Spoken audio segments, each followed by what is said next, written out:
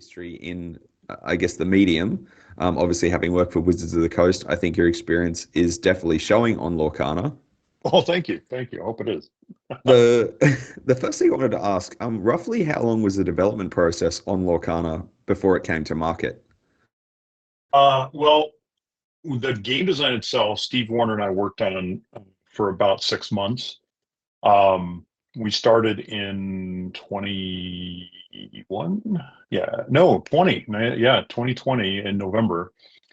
Um, and since that was during a specific global event that didn't allow Mm. us to come together, we actually had to do it online from our house. So we started, and really, Ravsburg was really cool. They were like, take the time you need. They didn't say like you have 6 months. They didn't say you have this amount of time. They're just like, take the time you need. This is like a foundational part of the experience. So let's make sure we get something that we're really proud of and excited for. And so that was very cool.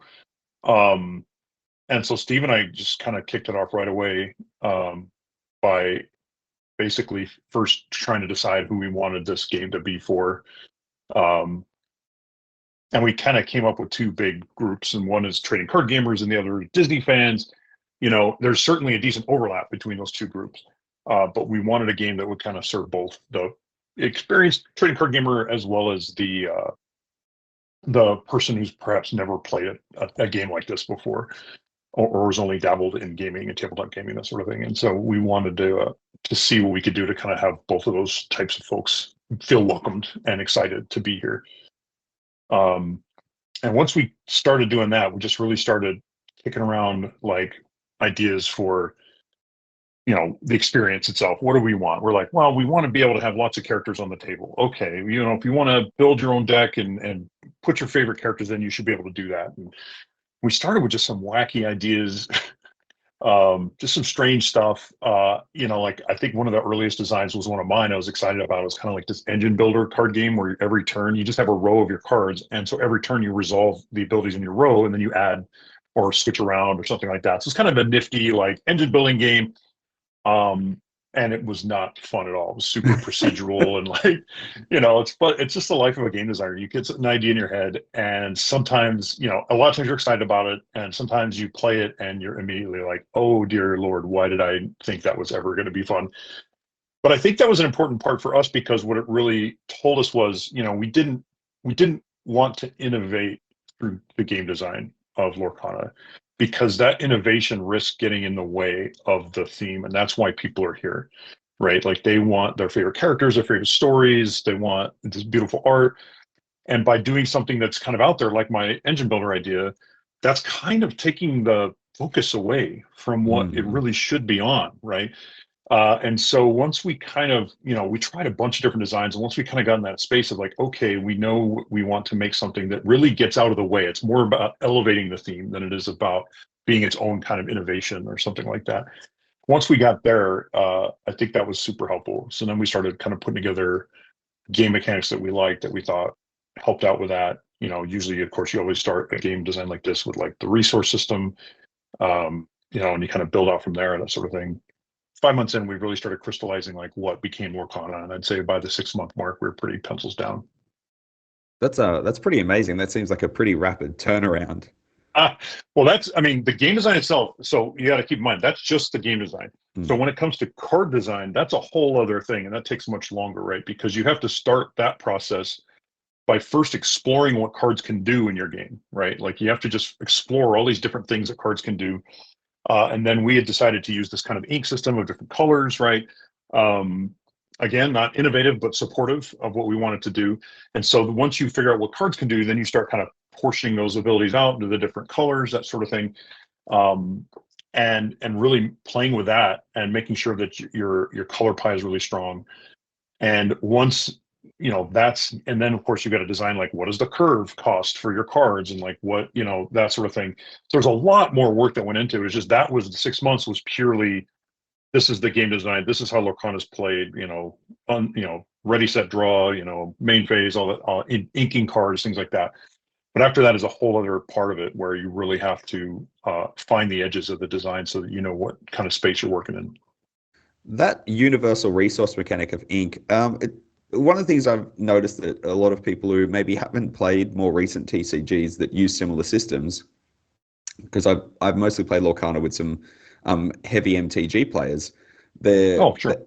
their perception is that it completely mitigates the mana screw problem. But I was wondering, did it then introduce any problems that you maybe hadn't foreseen through that development process? I don't think so, mainly because like Steve Warner and I have both worked on Duel Masters, which uses a similar system.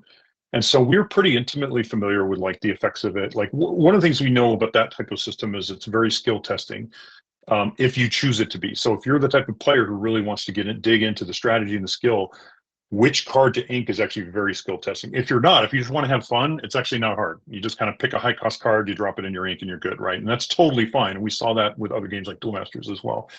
So we're pretty familiar with the effects of that. That skill testing moment can be intimidating for folks who are kind of moving up into intermediate or advanced play, but it's definitely an important part of like building your skill set when playing Lorcana. I think the twist that we added to it was the fact that some cards are inkable and some cards are not. And that was the part that we had the least experience with, because I don't know of a game, maybe there's a game that does this. I don't know of a game that has that twist to this type of mechanic. And so it was unfamiliar territory to us. And so the thing we liked about it, and we still like about it, is it provides us with a really interesting balancing lever to put on the cards. Like you'll notice, and you probably have already noticed, that a lot of the control cards don't tend to have ink on them. So the cards that deal damage directly to characters, cards that make your opponent discard, like the kind of quote unquote unfun cards, for lack of a better term, the ones that can be kind of rough to deal with or something like that, we can pull the ink off of those, and what that helps do is mitigate those kind of unfun interactions, because we know that a lot of times you want to get your cards out and you want to play, but we also know that trading card games have to have that interactivity. Otherwise, you feel like you're just playing solitaire against someone else, and that's no fun either.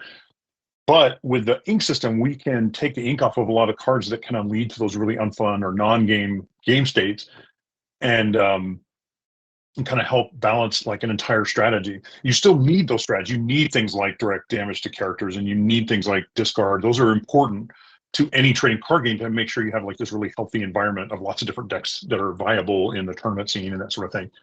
But when control becomes dominant and like the main way to play, it can be very unfun. And we want to make sure that especially our new players can come in and maybe their first few games, they're still learning the skills, so they're not winning a ton of games, but at least they're having fun and they're getting their characters out and things like that. So that part of the ink system we really liked.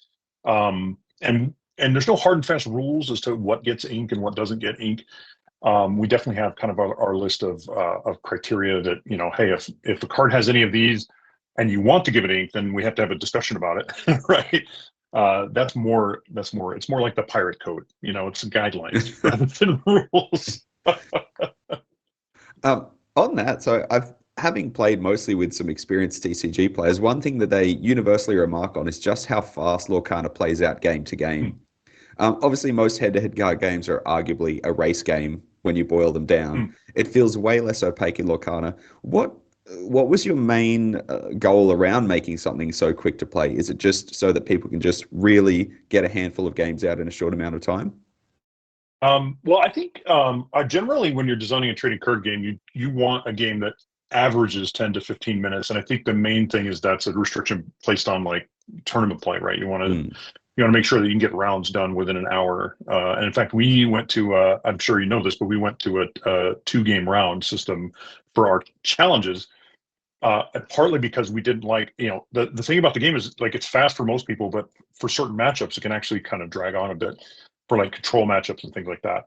And so we, the 2-game round was our way to mitigate that and also kind of help with the going first advantage, right?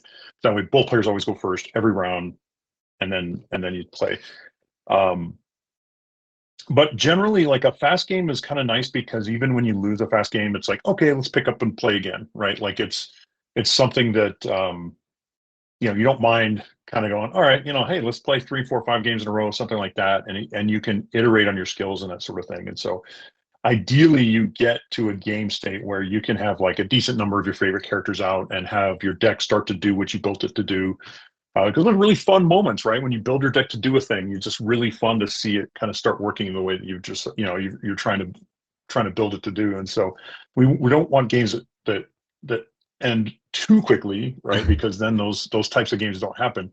But we also know that like aggressive decks are another necessary thing that needs to be out in the field, and so those can definitely make for faster games, especially on an aggressive like mirror matchup. Yes, I've definitely had games where I felt rapidly outpaced. I do love I do love the aspect of you can sort of see it coming around or two. You like there's I can't make this happen, no matter what I do. You could draw something, you never know. But yeah, I'm just definitely, yeah, those times can happen, sure. praying to the top decking gods they can help me out.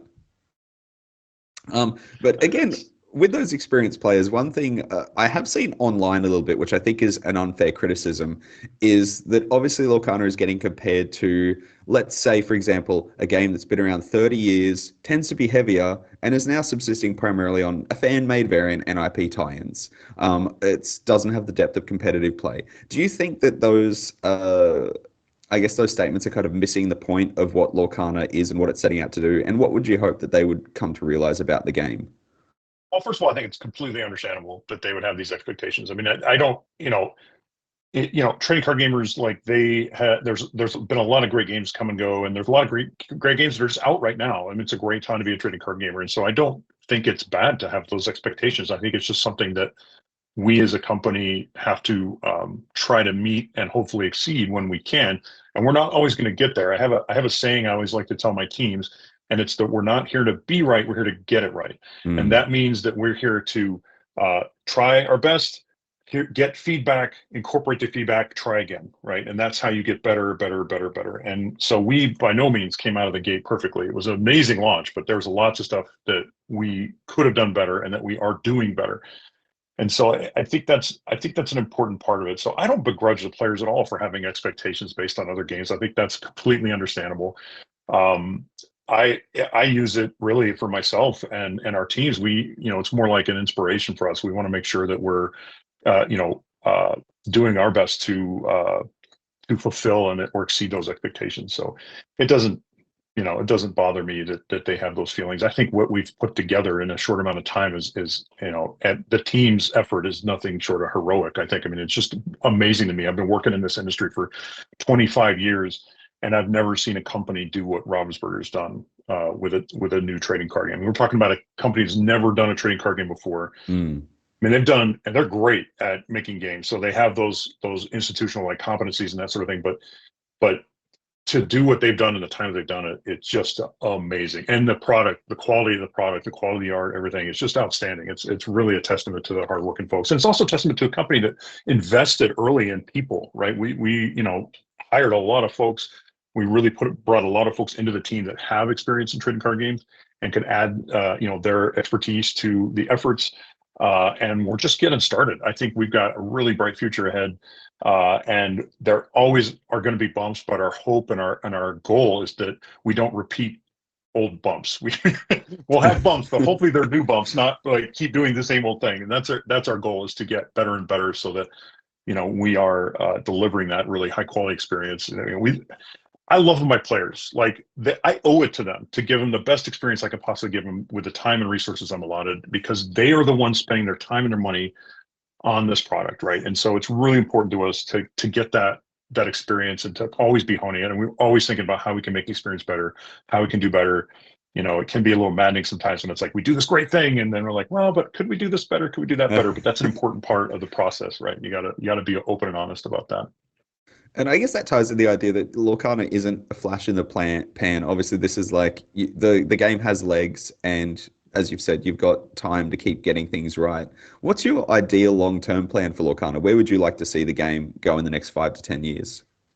I mean, I obviously can't go into specifics about what we're going to do in the next 5 years, but my real hope is that we really reach out. We feel like, the gamer side of it, we've got a great stable of experienced TCGers that have really dug into the game, and it's so awesome to see that. I love it because I'm one of them. Like, I've been playing TCG since 1994, right? I started with Unlimited when Magic came out, I've played through the 90s. I played as many of those trading card games as I could get my hands on, and I've designed more than my fair share of trading card game, published trading card games, and so it's something that I'm just really passionate about. It's a really fun way to play, and so I really love that we have that. But my real hope is that we also get we really get the Disney fan, the folks that are just, and I believe we're really starting to do this, the folks that have never played before or maybe looked at it or heard about other games, thought that's kind of neat, but I don't know. And now they're like, because I think, first of all, just collecting this game is a lot of fun. And I think if folks just want to collect Lorcana, it's a blast. There's a lot of, the art is, I mean, this is hands down the most beautiful game I've ever worked on. And I can say Absolutely. that because I don't do any of the art. So I'm not like tooting my own horn here. Like the art we do for this game is just phenomenal. And I'm really proud of the team that puts it together. They do an amazing job. And it just gets better every time I see new art for the next set or the set, a couple sets. Sometimes we'll get like uncut sheets for future sets to do like color correction tests and stuff like that. And every time I'm just like, it just keeps getting better. So I think this game is really fun to collect, and I think it's great if people, that's all they want to do is collect Lorcana. My hope though is that a decent amount of them give the game itself a try, because I think there's a lot of fun to be had there. There's a lot of tabletop gaming is such a great way to sit down with your friends and family, make memories, and to make new friends. I mean, it's just a great way to do that. And so I hope that folks that collect or folks that are just getting into it really give the game a try, and that we see this kind of big fan base of folks that are just, they love Disney, they love Lorcana, and this is something they do. And we're kind of already seeing that. We see, like, one of my favorite things that we did not expect was the families. Like, we knew at the beginning that we didn't want to position Lorcana as a kids game.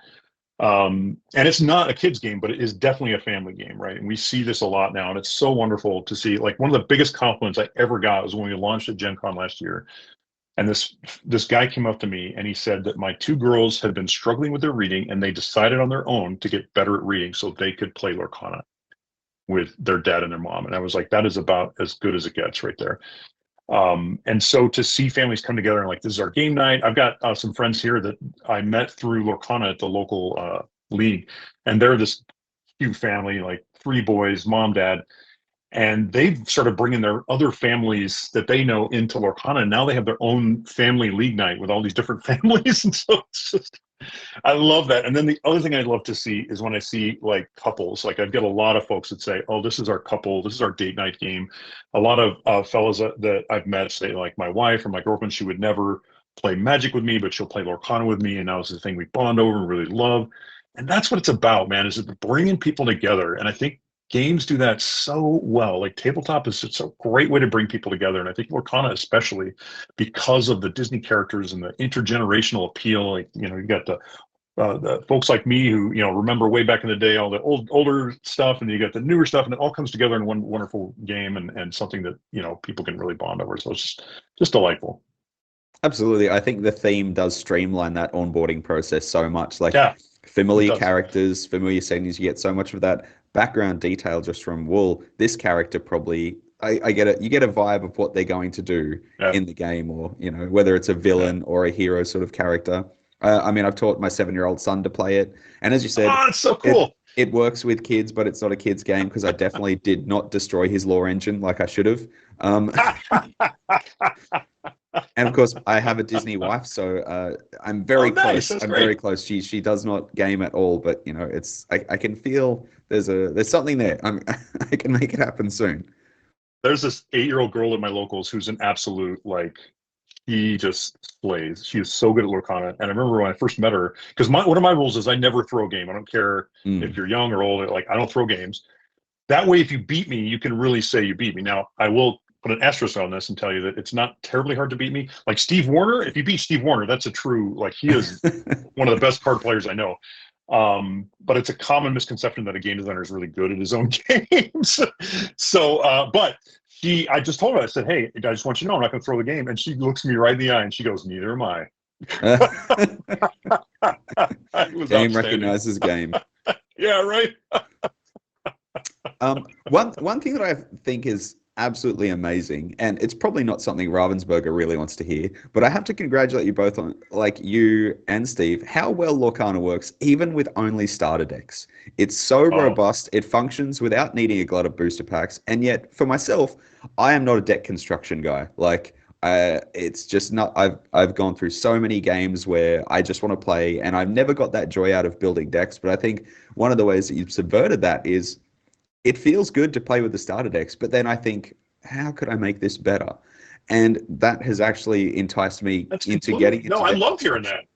We love hearing that. I mean, that's amazing. And first of all, that's a testament to Steve Warner and his team, because now since I moved to brand management, he runs now the whole game design team, and that's one of their big jobs is designing those starter decks, making sure they're fun to play against each other within the set.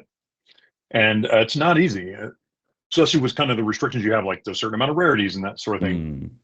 And so that's great to hear. I mean, that's, to me, it's such a fun way, especially if you've already played trading card games. It's the best way, I think, to get into the game, because you just pick up the decks right off the shelf and you play.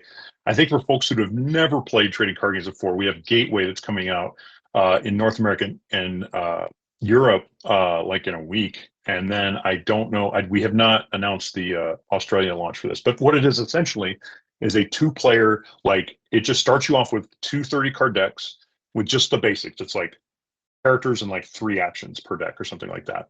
And then there's these special packs that you unlock as you play. And whenever you unlock a pack, you add those cards to the decks and they fold in some new concepts. So like one pack might just teach you about items, right? And another pack will kind of fold songs in. And so by the time you've gotten through all 4 packs, you have a 60-card deck, you know all the concepts of the game, and you're ready to really play. And so I think that's a great way for folks who've never done a trading card game, or someone who's teaching some folks who have never done a trading card game. I think it's a really good way to start off. But if you're like yourself, you've played other trading card games, then the single player decks are the way to go for that.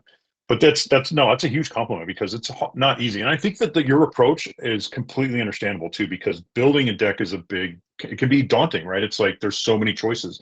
But I think your approach is really smart of like, I'm going to start with a starter deck and I'm going to start swapping cards in, right? And just going to start putting stuff in. And I think that's a fine way to go, because you know, and we built them with that in mind, right? There's clearly better cards you can start adding, and there's more, you know, there's the I think, what is it for the first chapter, there was the Mickey Moana deck that has some brooms in it, and it has Mickey that likes brooms, but it doesn't have a lot of brooms in it, right? And so you clearly you want to start adding, you know, find some more magic brooms, add those into the deck, and that's super fun, right? We're also putting out we're working with some ways that you don't have to ways to play you don't have to build decks. We've got one that we've been kind of experimenting with called Pack Rush, where basically you just take 2 packs, open them without looking at them, shuffle them together. There's a few more rules to it, but then you play a game, and you only go to 15 lore, not 10, not 20. And it's super fun because there's no deck building. It's a great way. If you've already got some packs and you're going to open them anyway, then this is like a really great way to like have some fun with even more fun, because every time you draw a card, you have no idea what it's going to be, right? Is that going to be my enchanted? Is that going to be my legendary? You just don't know. And it's super fun, right? It's just really cool. So those kinds of ways of like play, there's just lots of ways to play the game. And I think that especially for folks like yourself that, you know, maybe deck building is just not your thing, that's totally fine. There's lots of fun ways to play. No, but and I have to thank you, because through Lorcana it is becoming my thing, which is nice. I love great. that. I love that. What wave has been your favorite to work on so far? Well, that answers a bit. So I left design right around set 3 design, and so like the first 2 sets. So my answers are going to be narrowed down. The first 2 sets with just Steve and I designing. Now we had playtesters, we call it development, right? We had developers to actually develop the cards and help make them balance and that sort of thing. But as far as just designing the cards, that was Steve and myself. We split. He took 3 colors, I took 3 colors, and we designed the cards and came up with the first design file. And we did that again for set 2, and then I worked a little bit because he and I designed the rules for locations, and so I worked a bit on set 3, which added locations. But I have to say set 2, because I got to do Amethyst, which is the color of magic and sorcery. And my favorite movie of all the Disney movies is Sword in the Stone, which you might have noticed there's like probably a disproportionate amount of Sword in the Stone cards in the game. And that's completely because, yeah, it's completely because I have abused my power. I love that movie so much. It's a masterpiece. I highly recommend you checking it out. It's super fun. And there's that iconic duel between Merlin and Madame Mim in that, where they're changing the different animals and they're trying to outwit each other. And that was super fun to work on, because I wanted to see how close I could get to that happening in the game. And at first, my first thought was, oh, I could build a Mim deck and you could build a Merlin deck. And well, that's not great, because that relies on your opponent to kind of help you do this dream, right? And so that's when I started toying with, well, they're both in deck, because they're glimmers, you're summoning glimmers, like they're both in your deck. But how could they interact in a way that is kind of fun, and it feels like they're kind of trying to one-up each other and that sort of thing. And that's when I came up with, you know, the kind of Madame Mim that had this downside text if you have to return another character to your hand when you play her. And then, of course, Merlin with his upside text of like when I come into play or when I leave play, do the same thing. And so that was just where that was born. It was super fun to work on, and it's really been neat to see people react and respond to it. That's the deck I play when I go out and play. I have that deck all built up. Inklands introduced moving damage and locations. Obviously, you can't necessarily reveal anything specific, but can we expect new card types and other actions in the future? I mean, I think I can answer a more general question, which is like how, you know, adding to the game, like, from set to set, like, I can't tell you what we can expect in the future. I call those, by the way, I call those Bruno questions. Like, we don't talk about Bruno, Yeah. um, but what, like in a broad sense, like we have to look at this game, we're planning this game so far ahead that we have to like look on a strategic level of like, okay, we're adding these things every set. At the very minimum, every set's going to have new cards, right, with just the new abilities on them, that sort of thing. And then we have kind of a level up from that, which would be like what would be called like keyworded abilities, like resist, right? Is an ability that's named specifically, adds to the list that are already out there, like evasive and ward and things like that. And that's kind of the next level up. And those, we don't want to do every set. And then, of course, above that is something like a new card type, and those are very rare because basically the idea is, we don't want to add too much complexity every set, because then the game very quickly becomes very heavy and it's kind of buckle under its own weight, and then we have to take other measures to kind of help that, because we must never forget that every set is somebody's first set. Every single set is someone's first set, and we have to make sure that we are taking good care of our new players, because new players are absolutely the lifeblood of the game, right? Without them, we don't have opponents to play. Without them, there's just so many. So a lot of what we do is about acquiring new players, while of course trying to take as good a care as we can of our existing players. So we always got to make sure we're doing that properly. In fact, the only reason we added locations so early in the game was because we felt from a thematic standpoint that card type would be a lot of fun in the game. It could allow us to portray a lot of very iconic things in Disney, and we didn't want to wait too long before we did that. And we thought, okay, let's try set 3, and because every time you add something like that, it adds a layer of complexity. It does add more design space, more things you can do, right? The things that cards can do, but it does add that complexity, and that can be kind of a bummer for some people, especially just getting into the game, right? So we just got to do that very carefully. And so we definitely have a plan of like, and Steve and I decided early on, we weren't going to add brand new keyword mechanics every set. We weren't going to add like big mechanics every set, because the game doesn't need it and doesn't really want it because of that issue I told you about getting kind of, buckling under its weight and things like that. No, it did feel like a good place to introduce them, because, as you said, it does really help lean into that theme a little bit more. Yeah, that's what we were hoping, and I think it did a good job. And my only regret is that I still often can forget to gain my lore at the start of a turn. I have my locations out, and I'm like, ah.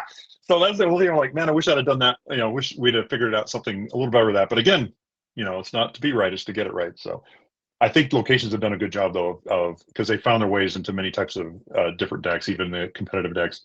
And that's pretty cool that they managed to do that. So I think that we've tapped into something there, I think. I think we're just about out of time. Ryan, I just really have to thank you for spending some time with us today, and obviously, no, thanks for your time too. All of your hard work on the game. It seems to be obviously building in popularity everywhere I look. I've got more people asking me about it, and what are you playing? Awesome. And this looks really cool, and the Disney theme drawing them in. So we've got Shimmering Skies coming up soon, and I know we here at Player 2 are excited to touch on that, and obviously Gateway when it releases.